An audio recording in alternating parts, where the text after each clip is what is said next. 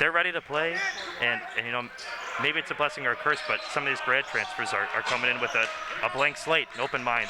They don't got any preconceived notions about Emory yet. Yeah, Griffin Cornicker with the ball right now.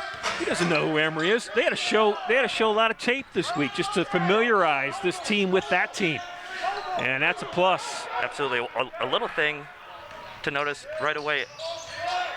They did switch the basketball. I do not know if that is a new thing this year, but they used to use Wilson's. It looks like they switched to a little bit different texture. I'm curious if that will make any difference.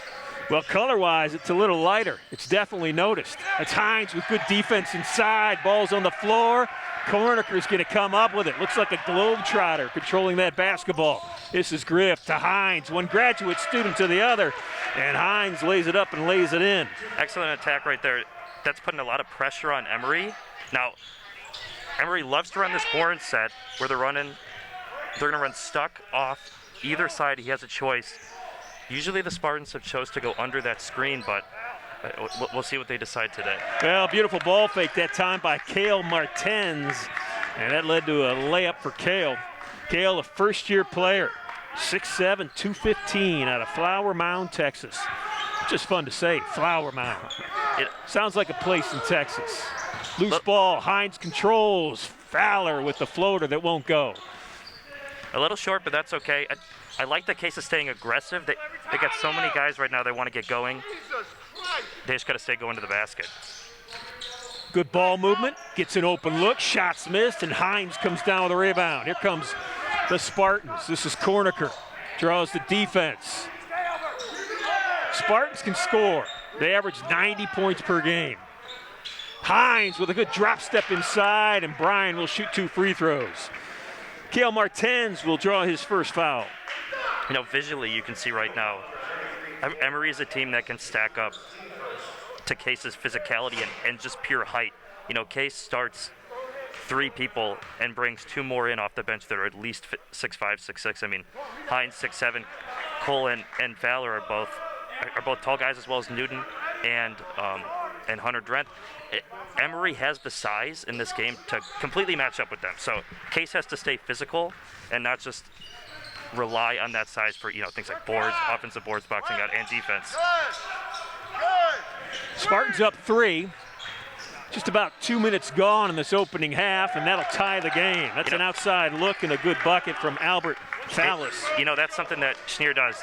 Schneer sets a screen that Case is so worried about him. You got 2 guys going down to guard him, and you leave someone wide open at 3.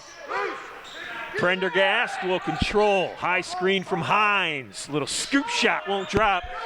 And Martens comes down with a rebound. Here comes Emory quickly. You can see the pace they're trying to play with right now.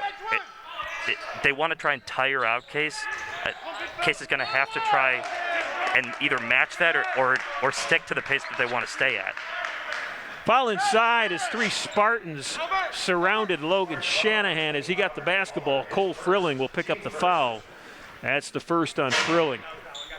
This is Shanahan at the foul line from Westchester, Pennsylvania. And, you know, talking about physicality, even just looking at their guards, they've got tough downhill guards. They're going to try and go at Griffin and Mitch. They've got to stand their ground, and our reserves that come in as well, we have to play tough D and make sure they don't get in to the middle of the lane. Well, one of the good things if you're an Emory fan is they've scored here in the opening minutes. Cole Frilling with the floater, and he has scored. And the reason I bring that up, in the loss over the weekend to Wash U, it took them 8 minutes in that game before they scored their first basket. And they never really had a chance to recover. They cut the lead a couple of times in the second half to 4 and 3, but could not take it. That's Hines loses the ball. Here come the Eagles back again. See, that's an interesting play right at the beginning that the refs didn't call anything right there. That shows the kind of physicality they're going to let go essentially for the entire game. Frilling working hard inside. Cole matching up against Shanahan. Shots blocked by Frilling. Great D. I mean, that's what happens when you have that kind of length that Cole has. He's allowed to stay down and go up with him. Prendergast got into some trouble. Cornicker saves him. Griffin, little dipsy-do. Backhand, turnaround shot won't go. Yeah, look at this pace Emory is playing with. They're trying to push the ball up. They're really getting Case a little bit jumbled up. Step up open look for Cale Martens. That's 4 points for Martens.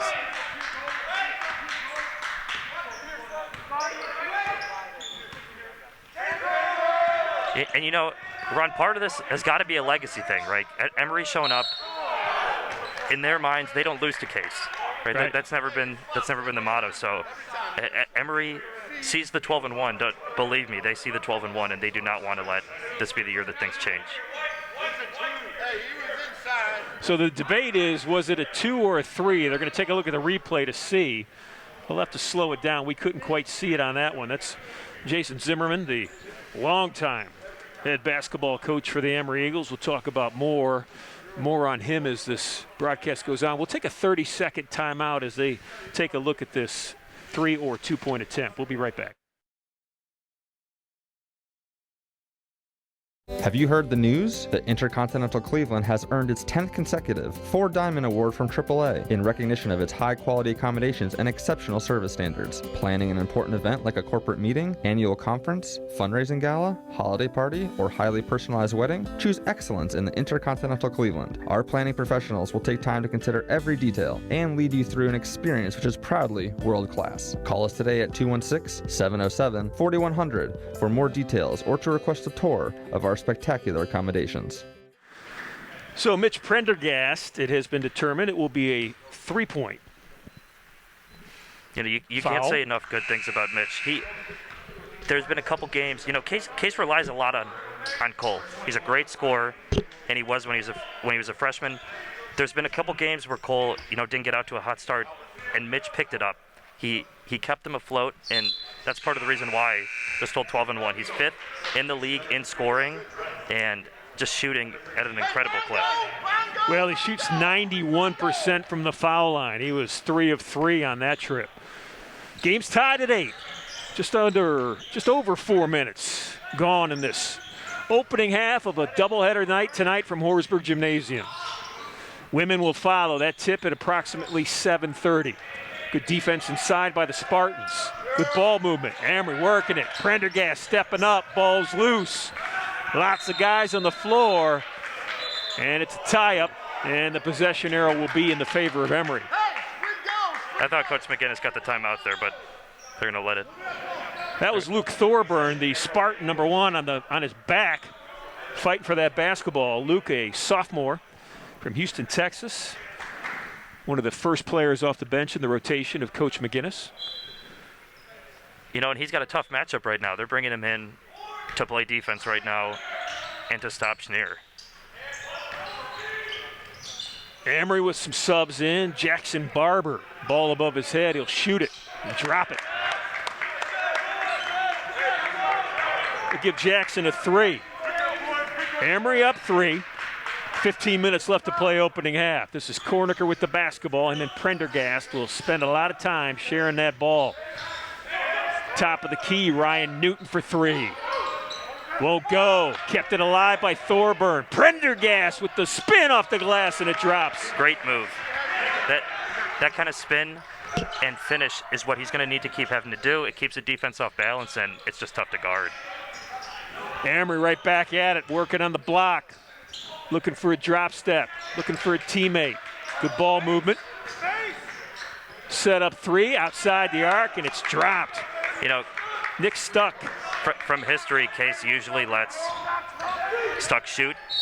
In the last game we played here at Case, Stuck, I believe, had 20-plus points. It looks like they're going to try and let him shoot again, but if he's hitting, that's tough to guard. Fouls on Nick Stuck. The young man who just dropped the 3, that's Todd McGinnis. Todd in his 6th season as the leader of this men's basketball program. This is Cornicker at the foul line. Griffin on the season, you know, he does so many things well. One of the things he doesn't do real well is shoot free throws. Just a 55% free throw shooter.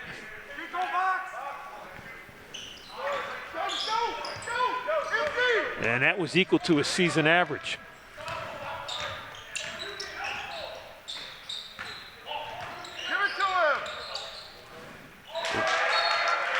See Coach Zimmerman pleading to give it to Schneer. He had good position right there. You know, something you're taught when you're younger is if you can see the big man's numbers that means he's open, and you could definitely see him there. A little bit late of a pass, though. This is Cornicker out top with Daniel Flory. Now it's Newton inside. Ryan banging away, left-hand floater. Boy, that's touch. You know, that's a lot of size and a lot of strength right there from Newton. He's worked pretty hard in his game, and he's become a pretty versatile asset for the Spartans. Charging foul. That's an offensive player control foul on Mason Johnson. Big play. It's exactly what you were talking about before. Bring in Thorburn. You know, 2 possessions, boom, instant impact. Boy, there's a good look at Luke Thorburn, pre-med major. Might have to examine himself after taking a charge, fell hard to the ground. Yeah, those definitely don't feel good after the fact. You know, and that also speaks to a point on this 12-0 run. You know, you talk about any team, any sport, you always have your role players step up and make big contributions, and Case right now is the epitome of that. Flory, one of those players off the bench, ball thrown away. Here comes Emory the other way. Out top, there's the guy they'd like to score, that's Schneer. Shot was missed. Big board. Newton with a rebound.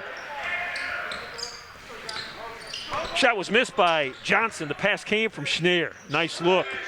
Thorburn gets bumped on the baseline. Looking for some help, and they'll call him for traveling. You can see how much physicality they're letting him play with. You know, to be honest, I thought Frilling probably got away with the foul on that end. I think Luke probably got fouled down here. They're just going to let these kind of hip checks go. 13 minutes left to play opening half. It's 14-13. Emory with the early lead. Now that's Eagles a bad come matchup in. right now. Right now, this is exactly what Emory's going to want to do. They're trying to run these ball screens to get Schneer on a guard. Good D. Great D right there. And that's something Case is going to try and have to avoid. Say that went off the hand of a Spartan. Just to let you know, Schneer coming into the game averages 20 points, 9 rebounds, 5 assists per game. He's been the leading scorer for his team in 10 of the 13 games they've played this year. It's Jackson Barber. He'll take a seat for Emory.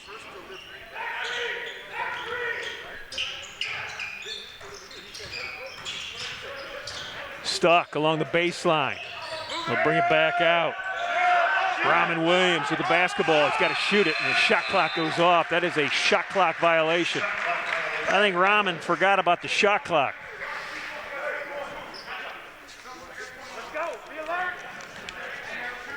Corniker's going to bring it up. Sorry, Jack. No, 13-14. They're staying with him right now. You know, anybody who is wondering where Case is at right now, they're legit. At least as of right now. And you know, boom, another shot there from Frilling.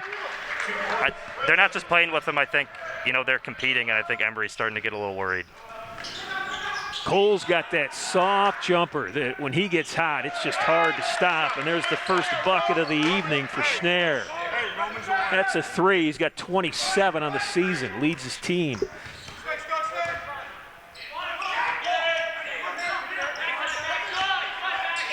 Looking inside to Newton, Frilling with the ball. There's Ryan with it.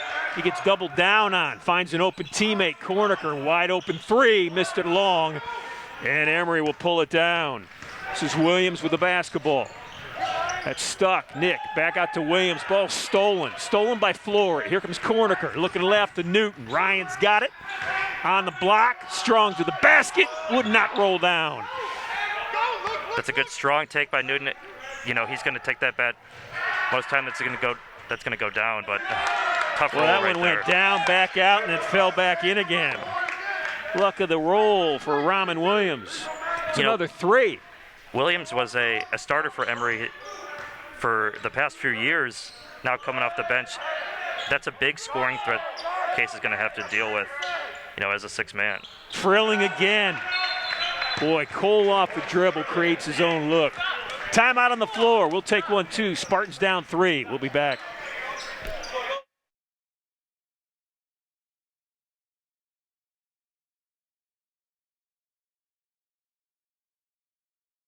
Intercontinental Suites has been transformed into much more than a hotel. It is a center of wellness and tranquility, featuring renovated suites, an expanded fitness center, and pure rooms for guests requiring the most allergen-resistant rooms on the market. C2, our Mediterranean-style restaurant and bar, accentuates the ambiance of relaxation and rejuvenation. Chef Omar Jones has designed a menu full of fresh, locally grown herbs and vegetables, along with a flavorful cuisine inspired by the beneficial Mediterranean diet. Call the Intercontinental today at 216-707-4300 or visit us at hotelsclevelandclinic.com or on Facebook.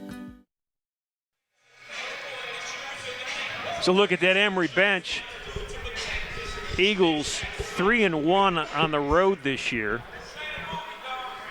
They'll play here tonight in Cleveland, then they'll take a 2-hour trip to Pittsburgh to take on Carnegie Mellon on Sunday. There's a look at your Spartans of Case Western Reserve. They are 6-1 at home this year, 12-1 on the year. They lost that opening game. They lost to Wisconsin Eau Claire in the opener of the Sudic tournament, 88-74, and have not lost since. Hunter Drenth now in the basketball game for the Spartans. Hunter wears number 3, the 6'8" sophomore forward, 225, so some length and some size. Eagles with the basketball. They've got the 3-point lead coming out of the timeout. That's Drenth on defense. Schneier with it, ball fake on the baseline. Case putting a lot of attention on Schneier when he drives. You can see almost a triple team right there. Little lob inside, it's long from Williams. Spartans gonna get it back. Todd McGinnis loving that his team and his program is involved in games like this. This is meaningful. It's an entertaining game, and you can tell it's just high-level basketball. We see they're going to, looks like a 1-3-1 zone. Actually, no, it's just a disguised 2-3 kind of a matchup, but we'll see how Case attacks it. Hines flashing high along that foul line. This is Flory with it. Shot clock's at 6. Prendergast will pitch it. Mitch missed it. Hines with the rebound. Ball's loose. Hunter Drenth controls. There's Flory for 3. It's short. And Williams pulls it down for Emory. You know, some good looks. Boy, Eagles are red hot right now from outside the arc. That's Fallis. That's the pace they're playing with. You know, if they're going to run, and you can tell, which is why I was confused at the start with this 2-3, they literally send the other top guy right into the middle. That's what any defense's kryptonite is, essentially, getting the ball in the middle. And they do such a good job right now trying to keep it out of there. Case a little too much standing on the backside. I hope they try and get a little bit more downhill into the basket and get more ball movement. This is, unfortunately, I think for Emory, they're probably pretty happy with this. It's easy to guard. Shot was blocked that time. Mitch's shot by Greg Lawrence. And then Mitch got him with a foul as he tried to get the basketball back. Here's a good look at it. Lawrence did a nice job of just staying stationary, and he's at 6'6". Mitch stands at 6'1". It was hard for him to get it up and over the outstretched arms of Greg Lawrence. So Emory's got a 6-point lead in the basketball. You know, we were talking earlier about size. Just to reiterate one more time, they got 2 guys out there right now at 6'7" and Schneier at 6'4". This is a big team that Case has to play with. Williams for 3. I don't know what the 3-point percentage is right now for Emory, but it's got to be astronomical. They've got 4, 5, 6, 7 threes that they've hit so far. Yep, Emory's 6 for 8 right now. Case is 0 for 4. Got that one to fall. Hunter Drenth, his team needed that one to drop. You know, and part of this 6 for 8 as well is they're getting, you know, although they are hitting shots, they're getting, you know, great looks. And I drive and a kick, that's what everybody practices. They practice driving kicks, so if you're able to replicate that in the game, the percentage is pretty high. Ron Jantz, Jack Vaselaney along with you tonight from Horsburgh Gymnasium. Jack, the former Spartan basketball player. Played with a lot of guys on the floor tonight. Played against some of the guys on the floor tonight, including the young man with the ball.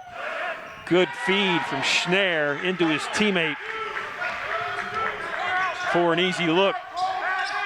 Yeah, you can tell the intensity right now Emory's playing with. They want it. Their intensity on D right now in zone. And you know, just speaking of of zone D in general, I think a lot of basketball players assume that it's, easier to play and you can kind of rest a little bit, but good zones are just as active, if not more active than, a simple man-to-man. Korniker with a steal. Williams with a reach-in foul. Griff picked Rahman's pocket. Rahman tried to get it back. He'll draw his first foul.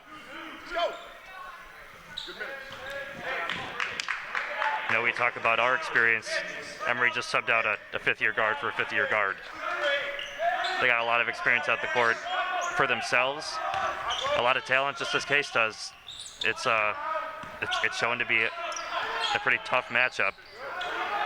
Is Case going to respond to that punch that Emory just put to them? Fowler missed it. Schneier grabbed the rebound.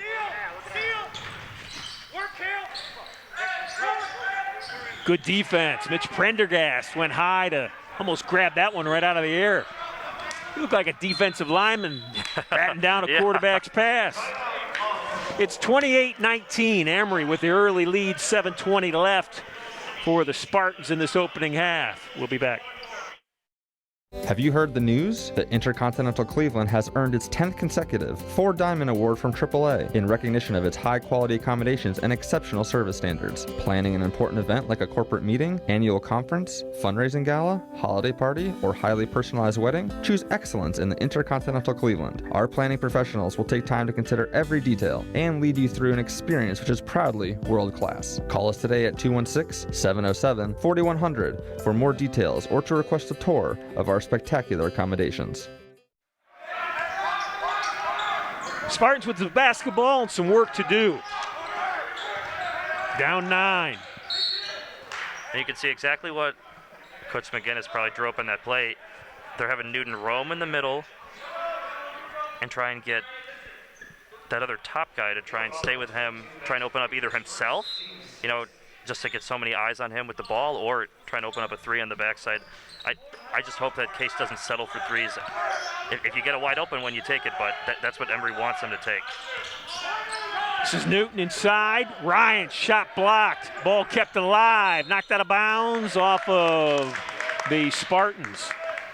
I got to tell you, Jack, the defense has been outstanding so far for the Eagles.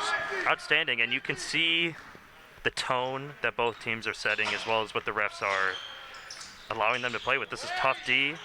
Both teams are playing, relatively clean D as well, and especially making these big men fight through and make tough finishes. This is a Spartan offense that averages 90 points per game. They've got 19 with 6 minutes left in the opening half.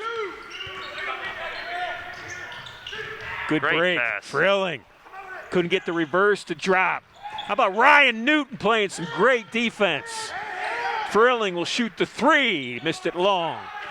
Cole hit 2 from the foul line, then he's missed his last 2. You were talking about earlier about three-point percentage. Case is still an 0 from 3.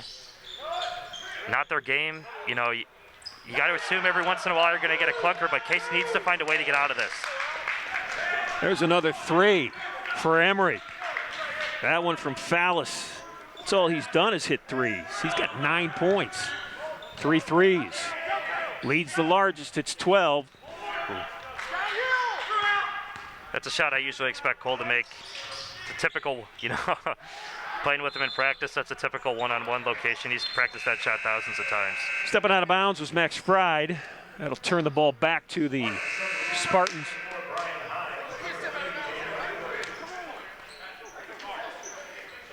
One other thing to notice, Ron, on our side when we're trying to attack the zone is Emory's doing such a good job with their pressure that they're keeping these 2 guys on top, push back on the three-point line, where to the point where they catch, they're so far back they're not even a threat at all.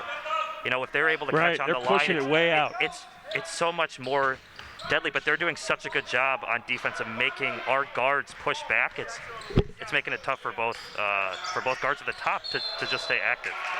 The Spartans can't make their inside bunnies right now. Turnover by Emory. Traveling with the basketball was Martens, but Spartans on the last 2 possessions have had good looks inside, including that last one from Brian Hines. They need to drop those. Absolutely. Sometimes, games in any sport comes down to just making tough plays.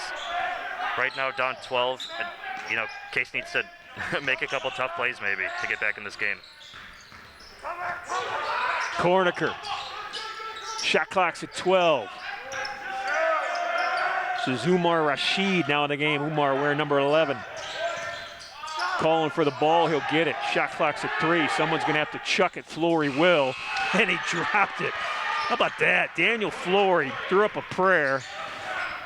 That's a big shot, as I mentioned before, second in the league in three-point percentage, making an impact off the bench. Boy, they needed it.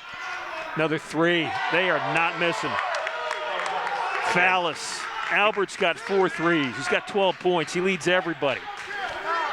Just an incredible percentage right now from 3. You know, you talk about game plan. You can't game plan for a team to shoot this well. Fowler's 3 was long. Here come those Eagles. Schnarr, 3, rattled, wouldn't go. Ball's loose. Schnarr gets it back. Little spin, won't go. Third attempt will drop for Emory, though. Logan Shanahan finishing it off. He's got 3, and it's a big spread right now. Emory, the defending UAA champs, up 14.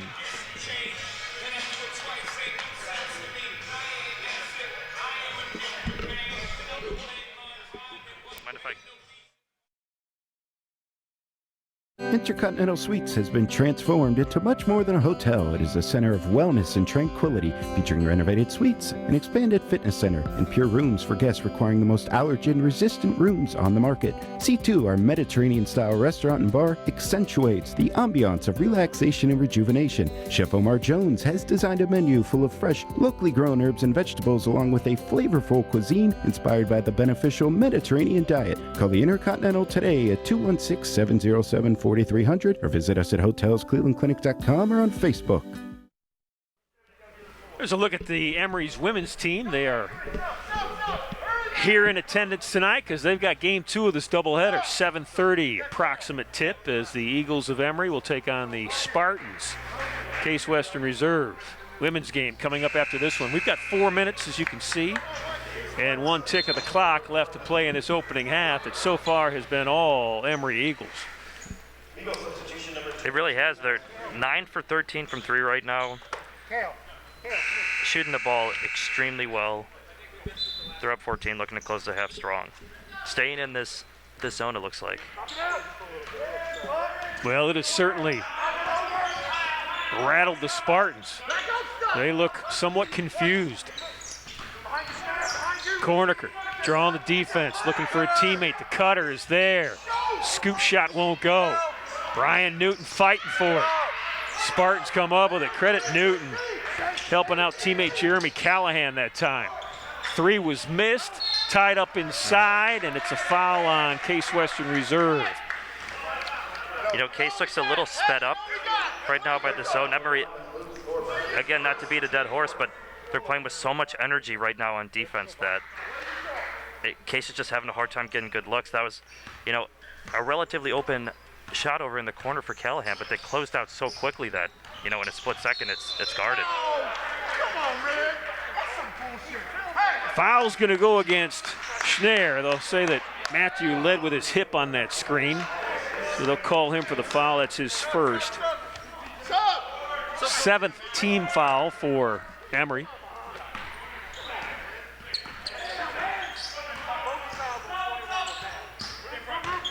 Lowest scoring output on the season for the Spartans is 74 games. That was in that first game of the year, the game that they lost, the only game that they have lost to this point. Callahan out top. This is Newton. 6 seconds to shoot. Ryan backing down. Soft hook won't go. It's been the story of the opening half. They get a tour of the rim, but it won't drop and finish. Zimmerman wants a timeout for his Emory Eagles. We'll take one too. Spartans down 14. We're inside 3 left, opening half. Intercontinental Suites has been transformed into much more than a hotel. It is a center of wellness and tranquility, featuring renovated suites, an expanded fitness center, and pure rooms for guests requiring the most allergen-resistant rooms on the market. C2, our Mediterranean-style restaurant and bar, accentuates the ambiance of relaxation and rejuvenation. Chef Omar Jones has designed a menu full of fresh, locally grown herbs and vegetables, meals along with a flavorful cuisine inspired by the beneficial Mediterranean diet. Call the Intercontinental today at 216-707-4300 or visit us at hotelsclevelandclinic.com or on Facebook.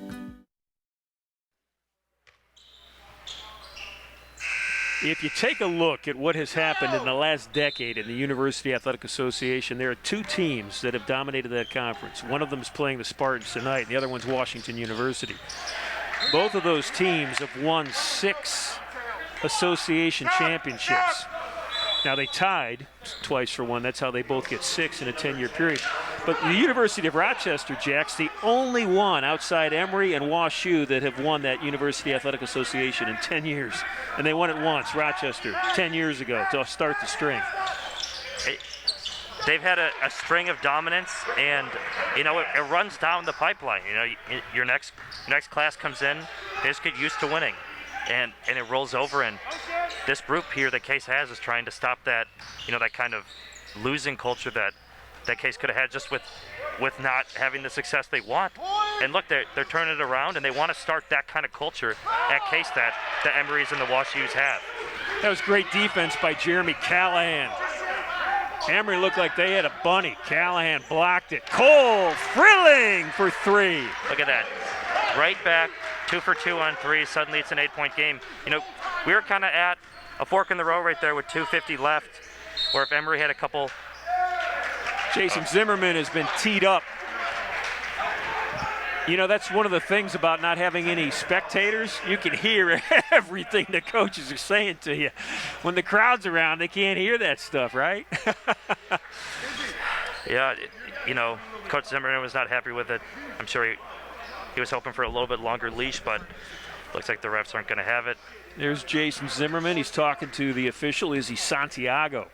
Izzy's a long-time official, trying to calm the waters. That's Prendergast at the foul line, the great free throw shooter.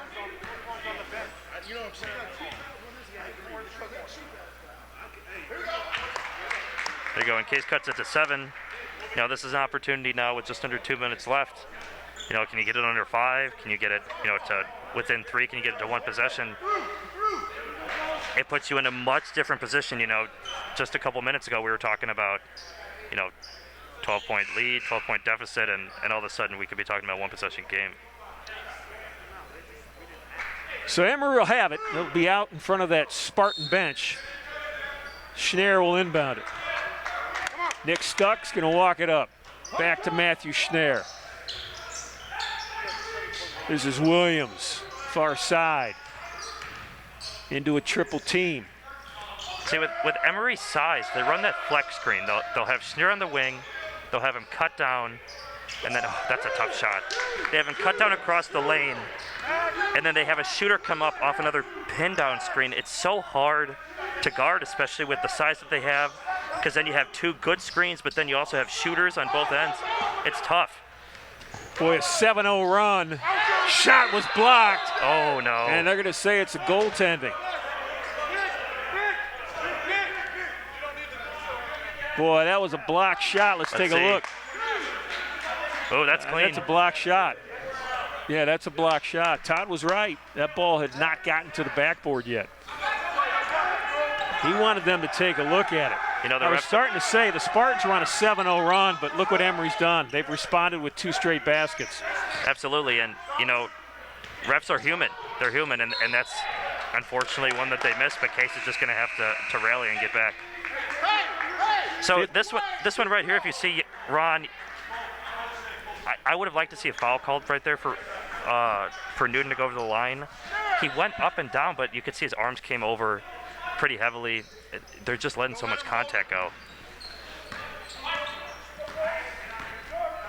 Emory's got 18 fouls, Spartans with 4. We've got 50 seconds left in this opening half.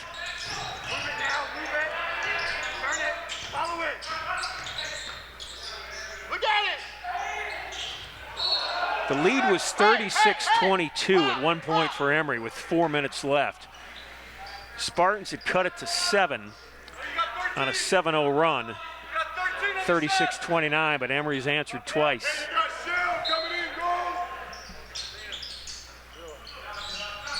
Shanahan, wow. no stopping these three-point shots. Ooh. Looked like they might have been going for a 2-for-1, but smart play by Griffin there. Eliminates it. They're going to have the last shot. Corniker with the left-hand dribble. Watching that clock wind down. It's at 14 and counting. Typically, these plays start at 8 seconds. This one starts at 9. Flory and Corniker out top. Ball on the floor, so is Daniel. Emory's got it. Can they get the layup off? They do. Wow. That one hurt. You know, all of a sudden, talking about maybe become a one-possession game, all of a sudden it's 16 points. It's 45-29. If you're a football fan of the Spartans, you know who this man is. It's Greg Debelak, the head football coach here at Case Western Reserve. I think he's in his 45th or 6th year or something like that. Debs, how many years? Oh, it feels like 45, I tell you. With COVID, I don't know. As seasons, I've been employed at Case since 2001, head coach since 2004. 20 years. Couple decades, yeah. Yeah, it's a good fit for you, isn't it? Yeah, it is. It really is. It was awkward at first, to tell you the truth. I spent 16 years at John Carroll as a student athlete and coach, and the transition was, I don't want to say it was rough, but it was different. But I really have a strong appreciation for the quality of the type of people that are attracted to Case. The student athletes are, and not just my guys, all the athletes are just tremendous. They're tremendous people, and they accomplish so much and go on and have great careers. And I was fortunate to have both my daughters as Case graduates. Right. And soccer players, right? Yeah, they did. They played for Tiffany Crooks, and had a great experience there, and are off doing great things in their careers. So, this past fall, Case Western Reserve University celebrated 50 years of football. You've been here for 20 of those 50 years. The football program has really evolved, hasn't it? Yeah, and I did have a bit of a perspective with that, because I'm a local product. I grew up in Mentor, Ohio, and my older brother CJ played for Case from 81 to 84. Back at Finnegan Field? Right, yeah. So as a junior in high school, I remember coming up and going to games and seeing Ronald and Donald on the sideline. I remember that vividly, because they were throwing the ball from one sideline. They still are on the sideline. They're, I've got a lot of years in. Those guys have, 45 years in, something like that. So, it's been... It was great tradition here. I mean, you bring the Browns in, you know, back in the day. John Havlicek, I don't know if too many people know this. The Browns actually brought him in for a tryout. No kidding. As a wide receiver, and they did it here at Case Western Reserve at Finnegan Field. And that was one of the things, because we were in their old building when we first arrived, until they tore it down after the 2003 season to build what is now DeSanto Field and the dormitory complex around it. And in the back, where the washers and dryers was this old piece of paper that had the phone numbers for Art Modell and, Did you get that phone number? I not give it to anybody. I think there were only like 5 digits. It was like they used letters and digits back then. But it was certainly a piece of history that we were in, and it was well past its prime.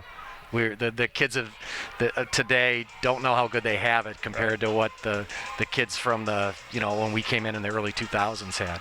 So let's talk about the future, since we just kind of spent some time talking about the past. I don't want to put you on the spot, and I apologize if I am, but is your quarterback coming back? Drew is. Yeah, Drew's coming back, and Good. he had told me about a year ago that he was, but I confirmed it, after the season, because it really would affect us greatly if he didn't come back, and how we recruited and how we would sell that, that quarterback position in the recruiting process. But yeah, Drew has been, and we've had a number of great quarterbacks. You've had some really good quarterbacks here. And Drew, probably cerebrally, and just his ability as a freshman to come in and play to the level he did, he was the most college ready of any guy that I've had play that position. Just was very, very well coached in high school, and he was coached for a while by the head coach now at Grove City. was his quarterback coach, Andrew. And he just did an outstanding, maybe too good of a job, because we've beaten Grove City every year with Drew at quarterback. So you've got him, you've got Orsini coming back too in your backfield, and you've got some wideouts who saw some significant time this year, I think, when some of your older guys, were battling injuries. Right. And that's all a big-time plus, isn't it, Greg? It is, and that's the one thing. The 6-4, we knew it was going to be a struggle because we had that great team in 2019 where we had so many kids back. Conference champs. Right. Playoffs, and we had a majority of that team back, and my largest senior class ever. And when 2020 season just kind of went up in smoke, we were hurting a little bit because we were going to have to play some guys that just didn't have any experience. We didn't get to play in the spring. And our competitors in the PAC did, including Carnegie Mellon. So we knew that it was going to be a rough start and going with some young guys that were going to have to go through some learning pains. But now we're sitting in a much better position. As you mentioned, the young receivers that got an opportunity to play that we're really excited about. And, our whole defense, but we only had 2 guys that had played in the varsity football game. When you played game 1, 9 of your 11 starters had never played a college football snap. On defense, yes. On defense, correct. Yeah. And and you saw the progression. We started out 2-3, had a bye week, and finished 4-1. And they learned so much, got that experience, and played much, much better in the second half. So we're excited because I think we're still a young but experienced team in many positions, and we're excited that you just don't know how guys are going to react when they get out there in the fire. Now we know, so we're sitting in a much better position. So let me ask you, from a coach's perspective, you have been, as you said, so successful at that key position at quarterback over the years. I mean, some really, really talented young men have played quarterback for you. And you've got a situation where you've got a senior that's got an extra year if he chooses to take it, but you still need to recruit to get that next layer, or maybe a couple of young men who could provide that next layer. Is that a sensitive thing? Is that an awkward thing? Yeah, no, I think it could be if you're not transparent. Yeah. If you're not truthful with recruits and you make promises, and I very easily could have said, Drew's gone, and but I couldn't do that with it's not how I want to operate. So it's very upfront with kids, and we think we have a great backup in Alex Fromberg, who played a little bit last year, and he's a different kind of quarterback, more of a runner. So Alex could be the heir apparent, but we have a couple good guys coming through in the recruiting process now, and one more recruiting cycle to go through. And very similar when Drew came in, he took over for the best football player I've ever coached in Rob Kuda. And, it was pretty much, hey, I can't promise you the starting job, but you're walking into a situation where you could be our guy, because we were loaded with receivers, and Drew did some great things in high school. So I said, hey, I can't promise you, but hey, I can promise that you're going to be able to compete, a legitimate shot to be our starter, and he ended up being the starter from day one. Greg, academically, anything you want to talk about with your team, anything you're proud of, some guys that are doing, great things in the classroom? Just every year, and I'm really disappointed that our coaching association doesn't have like an academic award that most do, where you have team GPA and you see where you stand in the nation. We'd be up in the top 10 every year with the outstanding students that we have on our football team. And we post stats usually it's about 80% of our kids have over a 3.0 GPA. One year we had 19 kids from the fall semester have a 4.0. So, you could throw stats out like that. And then when you add that these are 50% of my guys are engineering students, that is the hardest curriculum that you could go through at a school that doesn't take it easy on these guys. This isn't a cakewalk to get through. So, and again, you see the benefits when you're coaching them because they are smart. Well, I was going to ask. That was my next question. What's it like coaching intellect like that? Yeah, you got to be on your toes. You have to come every day knowing what you're talking about, because they'll spot it in a second if you're trying to BS them or if you get stuff wrong. Happens all the time. The coach misspeaks, and you see everybody kind of looking at each other. They know that's not right, and then they'll correct their mistake, and they all go like this and say, that makes sense. And so you can't do they're only going to get good at what they work on, but the adjustments that you can make, especially in game, it gives us an advantage. Greg, personally, you've been in the football game for a long time, not just here in 20 years at Case Western Reserve University. You talked about your time at John Carroll before that. In Northeastern Ohio, especially in today's NFL, you and I have had conversations like this a little bit. There are a lot of guys out there that are in key roles in the NFL right now that that you coached with or maybe coached or coached against.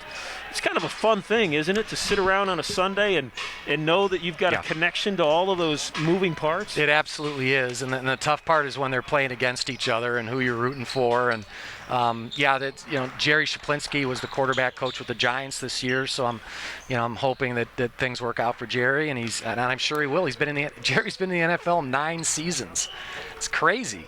So he's made connections, and Josh McDaniels is the offensive coordinator at New England Patriots. I just emailed with him a few weeks ago, back and forth, and Tom Telesco is the general manager of the Chargers, and I text Tom all the time. So it's pretty cool having those relationships. And Caserio with Houston. Yeah, Nick is in a situation down there at Caserio, and Tom Arth. Tom, I'm sure is going to rebound, and it wouldn't surprise me at all if he ended up on an NFL staff. So, it's fun, and I actually just had a phone conversation this morning with Tom Zagorski, who was on the Akron staff. And been in college coaching. He was down at Eastern Kentucky, and he was at Tennessee one year as a off the field coach, and a lot of Greg Meyer is at Mississippi State as their special teams coordinator. Greg played running back for us, and that's something you don't see from, I think, a high academic school or kids graduating and going into coaching. So that's a little bit of a sense of pride there of the Case connections that we have, at least in college football. Final thoughts on your football program moving forward. What are you doing right now in the wintertime that gets you ready for summer practice? Yeah, I just had a meeting with our leadership group. We start our off-season conditioning program on Monday because the school cleared the way because we have in-person classes now.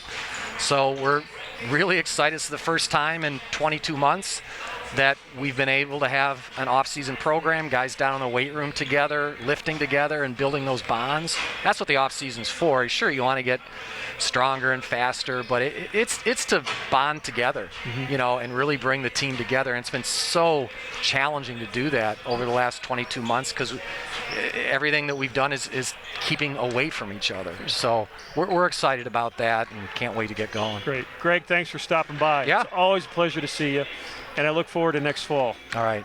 I am too. Greg Debelak, the head football coach here at Case Western Reserve University, a part of that Spartan family for the last 21 years.